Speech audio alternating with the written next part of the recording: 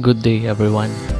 I am Leonard Ryan Adronio, as I am about to discuss more about the characteristic of moral leadership and its effect. These are some of the characteristics of moral leadership.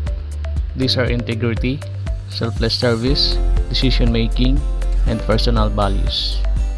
So while some believe that leaders are born, quoted from the Great Man theory, there is also discussion that states that leaders can be developed. So this report highlights some of the characteristics that are inherent in leaders of strong moral character. Integrity is the most highly valued quality of a leader. It means holding to principles like honesty, fairness, and accepting the consequence of all actions.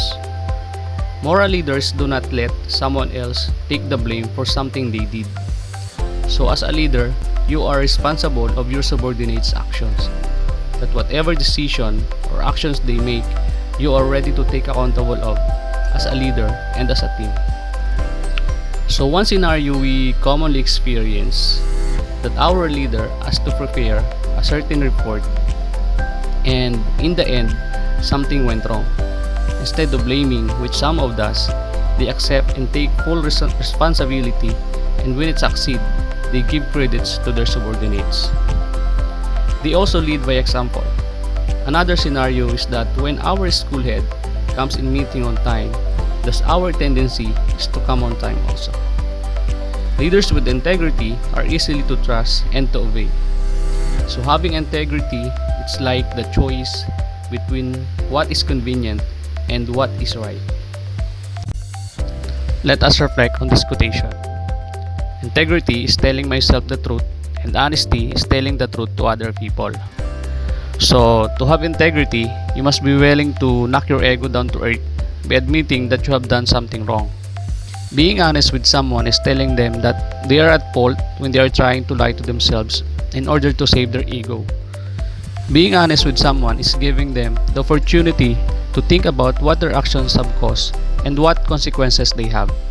Most people choose to ignore the honesty of others because they cannot handle the blow to their emotionally unstable ego. I've heard some people say that they didn't want to talk to someone about an issue because it might hurt their feelings. But are you doing more damage by not being honest with them? If their behavior affects their work, performance, or ability to communicate with people, they need to know. If they dispute the information, at least you know with integrity that you did what you thought was right. It was the other person's lack of integrity to receive the information with an open mind and to do something about it. Another characteristic of moral leadership is decision making. So, correlating to integrity, decision making requires that a leader look at all situations honestly and with an unbiased point of view. When making decisions involving people, a leader of moral character is just and consistent when considering what actions must be taken. This is especially true when considering disciplinary actions. People think it is easy to become a leader since they think they know what the people wants, but there are always two sides to everything. And that is where a moral leader strives. For example, a problem arises between his subordinate.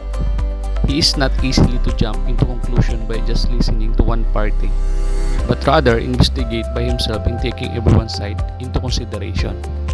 They strive to see the strengths and weaknesses of the party to make the correct decision. Selfless service consists of acts that are committed for the betterment of society without regards to self. So these selfless acts are generally not put on public display, so they are difficult to recognize. A leader who practices true selfless service is promoted by his subordinates as an individual who should be followed. The leader is talked about in a positive manner and referred to as hard worker who will do anything for anybody. One of the known leader I could definitely see as a selfless leader is Mother Teresa. So in the age of 18, she devoted herself to servanthood, devoting her life to missionary work and charity. Other work she did are giving up her income to do her charitable work. Her mission is to take care of the hungry, the naked, the homeless, the crippled, the blind, the lepers, all those people who feel unwanted, unloved, uncared for throughout society. People that have become a burden to the society and are shunned by everyone. Personal values are the things that are important to us. The characteristics and behaviors that motivate us and guide our decisions. For example, maybe you value honesty. This is just an example of personal values out of many. Everyone has their own personal values, and they can be quite different. A leader of moral character has personal values that he will not compromise. This is often what we see in them in their daily interaction with us, not just in front of the audience, which can consist of relationships, commitment to parenthood, or education, which may be varied. For example, as a leader you value time, thus you make sure that none of it will be wasted, and that in everyday work your goal is to accomplish something. In regards to others, your tendency is for them to respect it also. One example of a great moral leader with strong personal values is Nelson Mandela. His vision was to erase the racial stereotypes in South Africa. He fought for the people that was treated unfairly. Though he served in prison for 27 years, but his vision stayed on course. He struggled and became a symbol for the racial equality. After his release, he was elected to be President of South Africa. He achieved his vision because he believed and his moral was not shaken through the long-serving time in prison, which soon became his legacy. To sum it up, moral leaders believe in with great power comes with great responsibility, also known as the Peter Parker principle. Also, moral leaders live up to their standard of moral and ethical conduct.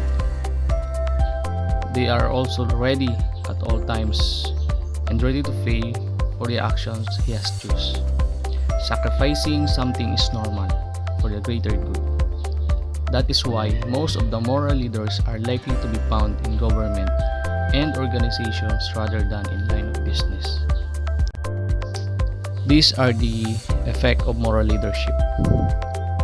They have great influence over others, uplifts people, and enhances the lives of others.